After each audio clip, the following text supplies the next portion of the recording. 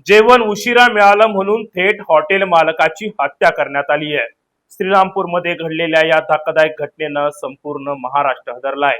काही क्षणाच्या रागातून एका 34 वर्षीय हॉटेल मालकाचा जीव गेलाय।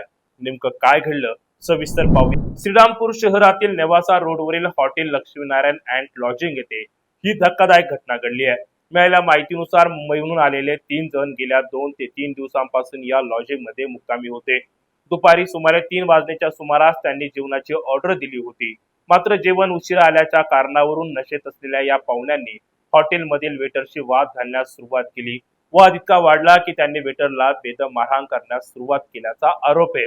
दरम्यान हा वाद मिटवण्यासाठी हॉटेल मालक आकाश चंद्रशेखर दुबैया वय 34 वर्ष हे घटनास्थळी पोहोचले। मात्र मध्यस्थी करण्याचा प्रयत्न त्यांच्या जीवावर बेतला।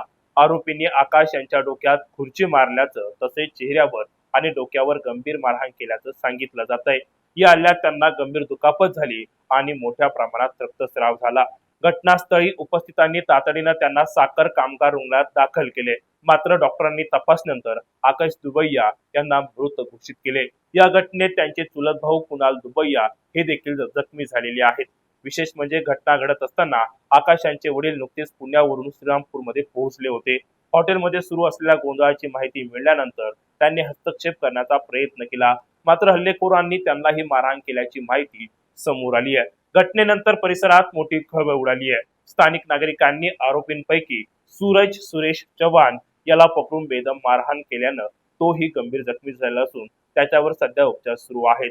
पोलिसांनी तातडीने कारवाई करत सूरज जाधव, यश जाधव आणि ओम डफळ या तिघांना ताब्यात घेतलेले आहे। यश जाधव हा रुग्णालयातील टॉयलेटमध्ये लपून बसलेला आढळलेला आहे, तर ओम डफळ हा साखर कामगार रुग्णालयाच्या टेरेसवर सापडला। पोलिसांनी त्याला तेथून ताब्यात घेतलेले आहे। ओम डफळ हा नर्सिंग स्कूलचा विद्यार्थी असल्याची माहिती समोर आली आहे। घटनेची माहिती मिळताच अतिरिक्त पोलीस अधीक्षक सोमनाथ वाघचौरे आणि पोलीस निरीक्षक विशाल खैरे यांनी घटनास्थळ व रुग्णालयात भेट दिली आहे।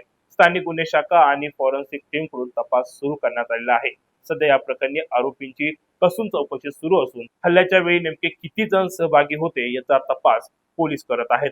सध्या मृत व्यक्तीचे नातेवाईक आक्रमक झालेले असून त्यांनी पोलीस स्टेशनमध्ये देखील त्या ठिकाणी आंदोलन केल्याचं पाहायला मिळालेलं आहे।